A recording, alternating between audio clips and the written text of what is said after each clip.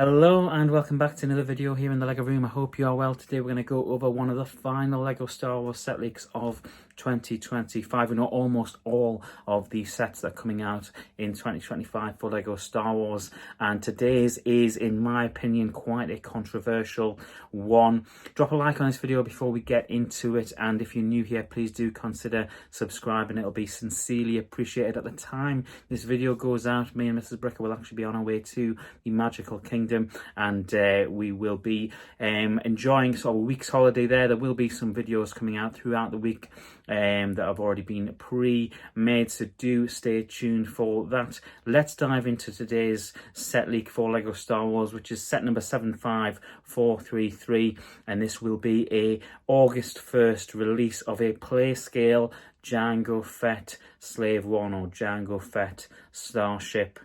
Now, this is controversial purely because of the May 1st UCS set leak that we've got, which is the UCS set for May the 4th or May the 1st will be the 75409 UCS Jango Fett Starship. This is getting out of hand. Now there are two of them.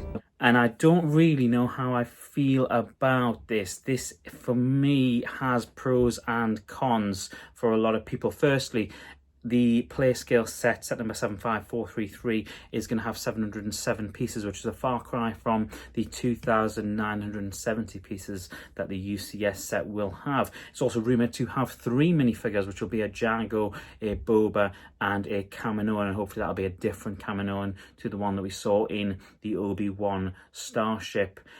Obviously, those two sets will pair together really nicely as well. And this set is only $70, or at least it's supposed to be $70 or £60 here in the UK, which is, again, a far cry from that UCS $300 mark or £240. So price wise, for those who maybe can't afford to grab hold of that UCS set on May the 1st, I actually think this is a good set.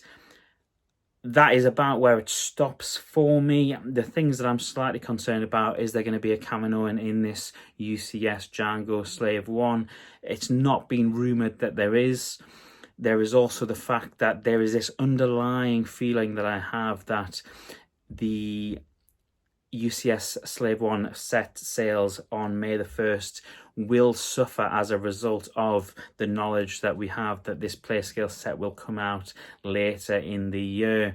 It is a bit of a deterrent, and even for me, who knew I wanted that UCS Slave One on May the 1st, I do have to think about it logically.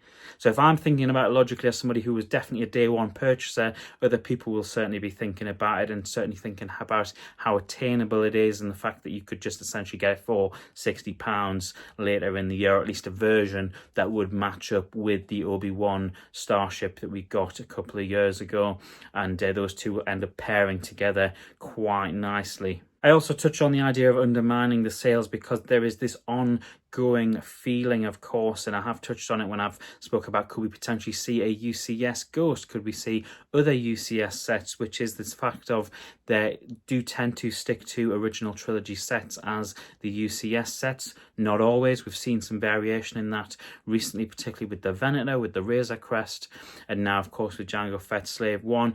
But should the sales for the Jango Fett Slave One UCS set not be quite what they expected, it will continue this narrative that prequel sets don't sell as well as original trilogy sets. However, I do feel like if this play scale set wasn't coming out at the end of 2025 or in August, people would be more inclined to buy this UCS Slave One. I do think there will be people who aren't quite as in love with the idea of it as myself, who will sort of think more so about buying a play scale set for £60 or $70, particularly if you're going to get that Kaminoan. There's also the other issue as well, which kind of floats around the Captain Rex Venator situation from 2023, which is this idea of, are we only going to see that Kaminoan in the play scale set and not in the UCS set? I think that would leave a bad taste in quite a few people's mouths, particularly those buying that UCS set on May the 1st, by which of course I mean that they would result to having to buy this minifigure on the secondary market, or indeed consider buying the play scale version later in the year.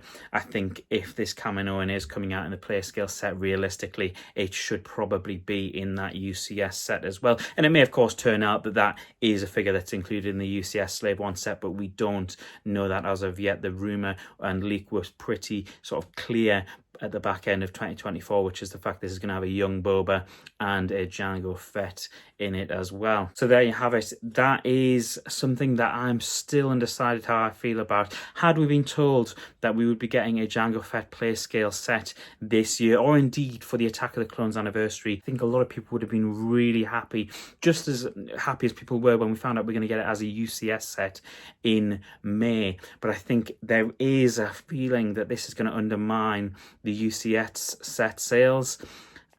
How much of a problem it'll be, I think the play scale set will sell really well regardless, and I think that is something that people will bear in mind when it comes to May. So I'm editing this video back, and I do know how I feel about it sort of as I've sort of watched myself back in the edit. I'm confused. I'm going to go back to the ARC 170 artwork on the box with the Plo Koon Starfighter, and how it turned out we weren't getting a Starfighter play scale set of Plo Koon.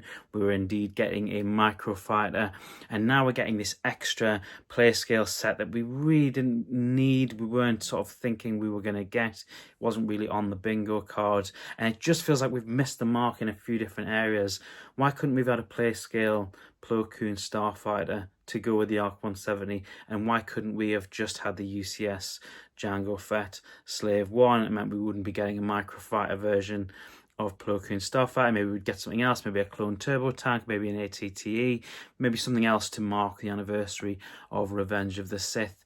I'm just a bit confused as to why these decisions have been made. It feels like something's kind of out of line. Maybe we will never know. Maybe there was something that was meant to go in one of these sets, and they've decided to just recolor that Boba Fett Slave 1 or Boba Fett Starship from a couple of years ago. But that's how I feel about it. I think they've missed the mark.